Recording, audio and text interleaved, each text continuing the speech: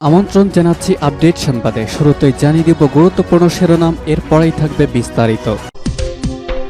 Israel ফিলিস্তিন পুরোদমে যুদ্ধ চলছে, আর এই যুদ্ধের সর্বশেষ আপডেট আন্তর্জাতিক গুরুত্বপূর্ণ সংবাদ জানিয়ে দিব। হিজবুল্লাহর হামলা প্রতিরোধে ব্যর্থতা স্বীকার করল ইসরায়েল। এরপর থাকবে পশ্চিমাদের গরম মাথা ঠান্ডা করতে রাশিয়া পরমাণু অস্ত্রের মহড়া চালাবে। এরপর থাকবে হামাসের অপ্রত্যাশিত সিদ্ধান্ত, এখন কি করবেন নেতানিয়াহু।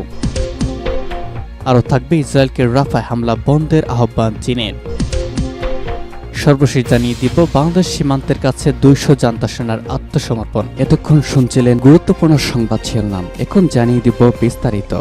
হিজবুল্লাহর হামলা প্রতিরোধে ব্যর্থতা স্বীকার করল ইসরায়েল। হিজবুল্লাহর হামলা প্রতিরোধে ব্যর্থতা স্বীকার করেছে ইসরায়েলি বাহিনী। মঙ্গলবার এক বিবৃতিতেই ব্যর্থতা স্বীকার করেছে তারা। টাইমস অফ ইসরায়েলের খবরে বলা হয়েছে, ইসরায়েলের সামরিক বাহিনী ঘোষণা দিয়েছে যে উত্তর ইসরায়েলের মেটুলার কাছে একটি সেনাঘাঁটিতে হামলা করেছিল হিজবুল্লাহ। ইসরায়েলি সেনারা সেগুলোর প্রতিরোধের চেষ্টা করেও ব্যর্থ হয়। এতে ইসরায়েলের 2 রিজার্ভ সেনা নিহত হয়, এছাড়া আরও 1 সেনা আঘাতপ্রাপ্ত হয়েছেন। পশ্চিমাদের গরম মাথা ঠান্ডা করতে রাশিয়া পরমাণু অস্ত্রের মহড়া চালাবে। কিছু পশ্চিমা কর্মকর্তার যুদ্ধাংদেহী বিবৃতি এবং ন্যাটো জোটের অস্থিতিশীল কর্মকাণ্ড রাশিয়ার কৌশলগত পরমাণু অস্ত্রের মহড়া চালানোর কারণ। গতকাল রাশিয়ার পররাষ্ট্র মন্ত্রণালয় একটি বিবৃতিতে একথা বলেছে। এর একদিন আগে মস্কো পরমাণু অস্ত্র ব্যবহারের সক্ষমতা যাচাইয়ের জন্য পরমাণু অস্ত্রের মহড়া চালানোর কথা ঘোষণা করে। রাশিয়ার প্রেসিডেন্ট ভ্লাদিমির পুতিন এই মহড়া পরিচালনার নির্দেশ দিয়েছেন এবং আগামী কয়েকদিনের মধ্যেই তা অনুষ্ঠিত হবে বলে রাশিয়ার প্রতিরক্ষা মন্ত্রণালয় জানিয়েছে। রাশিয়ার বিরুদ্ধে আমেরিকা ও তার মিত্রদের অব্যাহত শক্তির রাজনীতির জবাব দেওয়ার জন্য মস্কো এই মহড়া চালানোর পদক্ষেপ নিয়েছে বলে জানিয়েছে রুশ পররাষ্ট্র মন্ত্রণালয়। বিবৃতিতে বলা হয়েছে, ওয়াশিংটন এবং কিয়েভের অন্য পৃষ্ঠপোষকরা প্রকাশ্যে সন্ত্রাসবাদী কর্মকাণ্ডের প্রতি সমর্থন ঘোষণা করেছে এবং ইউক্রেন যে সমস্ত সন্ত্রাসবাদী হামলা চালাচ্ছে তাতে পশ্চিমারা সরাসরি অবদান রাখছে। এছাড়া পশ্চিমারা নানা ধরনের শক্তিশালী অস্ত্র দিয়ে ইউক্রেনকে সাহায্য করছে যাতে তারা রাশিয়ার গভীর অভ্যন্তরে হামলা চালাতে পারে। গত সপ্তাহে ব্রিটেনের সাবেক প্রধানমন্ত্রী এবং বর্তমান পররাষ্ট্রমন্ত্রী ডেভিড ক্যামেরন বলেছেন, রাশিয়ার ভেতরে হামলা চালানোর জন্য ব্রিটিশ অস্ত্র ব্যবহার করার সব ধরনের অধিকার ইউক্রেনের রয়েছে। এছাড়া আমেরিকা সম্প্রতি বিশ্বব্যাপী মধ্যম পাল্লার ভূমি থেকে ভূমিতে নিক্ষেপযোগ্য ক্ষেপণাস্ত্র মোতায়েন করেছে, যা রাশিয়ার জাতীয় নিরাপত্তার জন্য মারাত্মক হুমকি সৃষ্টি করেছে। 1987 সালে ওয়াশিংটন ও মস্কোর মধ্যে সই হওয়া চুক্তি অনুসারে এই সমস্ত অস্ত্র নিষিদ্ধ ছিল, কিন্তু 2019 সালে আমেরিকা একতরফাভাবে ওই চুক্তি থেকে নিজেকে প্রত্যাহার করে নেয়।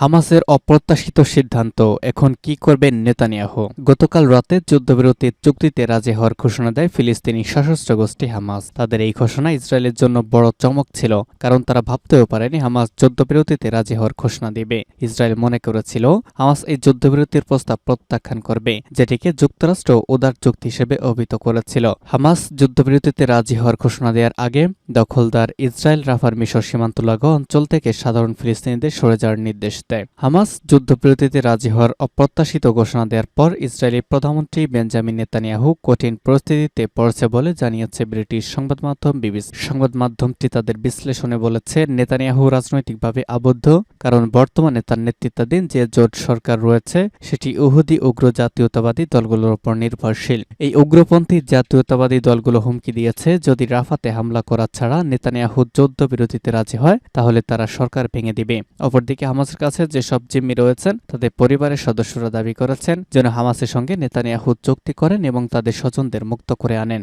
এছাড়া যুক্তরাষ্ট্র যুদ্ধবিরতির পক্ষে, অসংখ্য নিরপরাধ বেসামরিক ফিলিস্তিনিদের হত্যার পর ইসরায়েলের পক্ষে অবস্থান ধরে রেখেছেন মার্কিন প্রেসিডেন্ট জো বাইডেন, কিন্তু এই বিষয়টি তার ভোট ব্যাংকের ক্ষতি করেছে। এছাড়া হামাসের কাছ থেকে তো সামরিক চাপেই রয়েছে।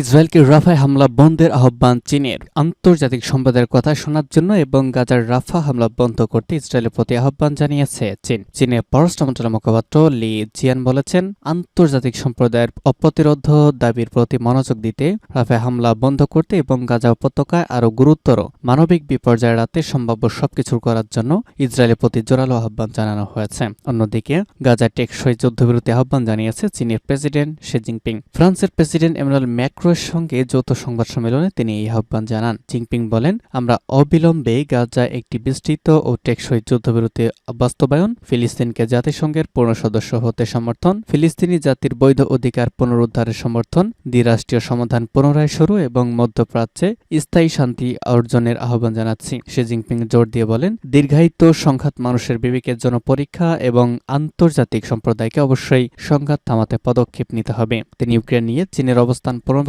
করে বলেন, চীন সক্রিয়ভাবে শান্তি প্রচার করছে। তিনি আরও বলেন, ইউক্রেন সংকটকে নতুন স্নায়ুযুদ্ধ উস্কে দিতে যে কোনো পক্ষের বিরুদ্ধেই চীন। এদিকে বাইডেন নেতানিয়াহুকে যুদ্ধবিরতি রাজি হতে চাপ দেন বলে নেতানিয়াহুকে দুটি বিষয় থেকে একটি জিনিস বেছে নিতে হবে, হয় তাকে সরকার বাঁচাতে উগ্রপন্থীদের কথা শুনতে হবে, আর নয়তো যুক্তরাষ্ট্র যে সামরিক সহায়তা দিয়ে আসছে সেগুলো হারাতে হবে। এছাড়া এখন যুদ্ধবিরতির অর্থ হলো হামাসের বিরুদ্ধে ইসরায়েল পুরোপুরি জয় পাবে না, কারণ যুদ্ধ শুরুর পর তারা ঘোষণা দিয়েছিল গাজা থেকে হামাসকে নির্মূল করা হবে এবং সেখানে ইসরায়েলিদের নিয়ন্ত্রণ আরোপ করা হবে। অর্থাৎ নেতানিয়াহু এখন কঠিন একটি পরিস্থিতিতে রয়েছেন, আর এখন তিনি কি বেছে নেবেন সেটি নির্ণয় করা তার জন্য অনেক কঠিন হয়ে পড়েছে।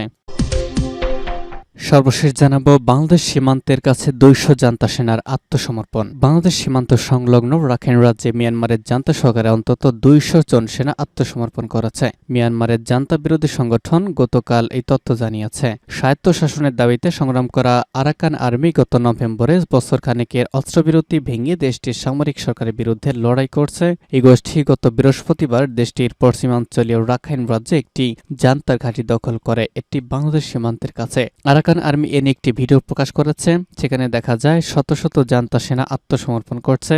এক বিবৃতিতে আরাকান আর্মি বলেছেন, গত মার্চের শেষের দিকে এবং এপ্রিলে 5টি ব্যাটালিয়ন থেকে এসব সেনাকে আটক করা হয়েছে। যেসব ব্যাটালিয়ন থেকে এসব সেনাকে আটক করা হয়েছে সেগুলো হচ্ছে 552, 564 এবং 551। বিবৃতিতে আরও বলা হয়েছে, 25 মার্চ থেকে 3 মের মধ্যে তীব্র হামলার মধ্যে এসব সেনাকে আটক করা হয়েছে। ভিডিওতে জান্তা সেনাদের পাশাপাশি রোহিঙ্গা মুসলিমদেরকেও দেখা গেছে। অভিযোগ, রোহিঙ্গাদের জোরপূর্বক জান্তা বাহিনীতে পাঠানো হচ্ছে।